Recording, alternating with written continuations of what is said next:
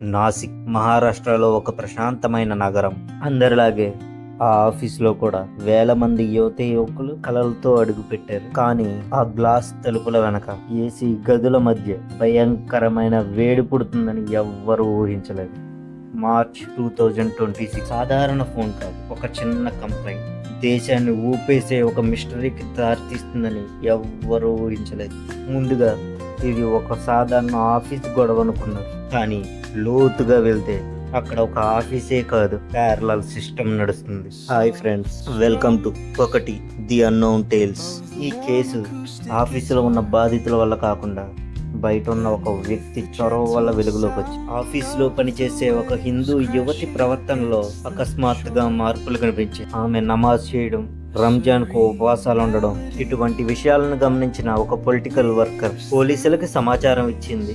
Office లోపల ఏదో పెద్ద మత మార్పిడి నెట్వర్క్ లేదా ఏదో పెద్ద డ్రాప్ నడుస్తున్నాయని పోలీసులకి పక్కా ఇన్ఫర్మేషన్ ఇచ్చాడు. సమాచారం అందిన వెంటనే పోలీసులు యూనిఫామ్ లో ఆఫీస్ పై దాడి చేస్తే నిందితులు చాలా తెలివైన వారు కాబట్టి సాక్ష్యాలను డిలీట్ చేసే అవకాశం ఉందని కమిషనర్ భావించారు. అందుకే ఆయన ఆపరేషన్ అండర్ కవర్ ని ప్లాన్ చేశారు.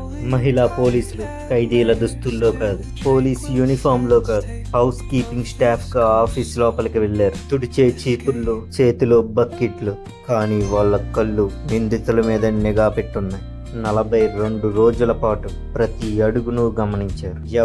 ఎవరిని గదిలోకి పిలుస్తున్నారో, ఎవరు ఏడుస్తూ బయటికి వస్తున్నారు.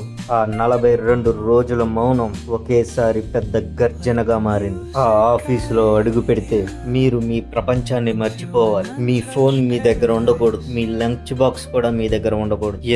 ఎందుకంటే ఆఫీస్ లోపల ఏం జరుగుతుందో ఏ ఒక్కరికి రికార్డ్ చేసే అవకాశం ఉండకూడదు. ట్రైనింగ్ పేరుతో ఆసిఫ్ అన్సారీ, షఫీ షేక్ లాంటి వాళ్ళు ఎంప్లాయీస్ పర్సనల్ లైఫ్ లోకి చొరబడ్డారు. ఎవరికి అప్పులు ఉన్నాయి, ఎవరు ఒంటరిగా ఉంటున్నారు, ఎవరికి ఈ ఉద్యోగం ప్రాణాధారం. ఈ డేటానే వాళ్ళకి ఆయుధమైంది. బలహీనతలను పట్టుకొని బానిసలుగా ఇక్కడ మొదలైంది. మనిషిని మార్చడానికి రక్తం చిందించక్కర్లేదు, వాళ్ళ మనసుల్లో నమ్మకాన్ని చంపేస్తే చాలు. రుద్రాక్షమాల వేసుకున్న కృష్ణ అనే యువకుడు మెల్లమెల్లగా రోజు రోజుకి ఎలా మారిపోయాడు. ఆ మాలను తీసేయడం వెనక ఎంత ఒత్తిడి ఉంది. హిందూ యువతల నమ్మకాలను, వాళ్ళ ఆహారపు అలవాట్లను మార్చడం వెనక ఉన్న ఉద్దేశం ఏంటి? ఇది కేవలం మతం కాదు, ఒక వ్యక్తిత్వాన్ని చంపేసి వాళ్లకు నచ్చినట్లుగా మార్చుకునే గ్రూమింగ్. ఇప్పుడు అసలు ప్రశ్న, ఇదంతా ఒక చిన్న గ్రూప్ చేస్తున్న పనా, లేక దీని వెనుక ఇంకా ఏదైనా ఉందా? ఇన్వెస్టిగేషన్ లో ఒక పేరు వినిపించింది, అదే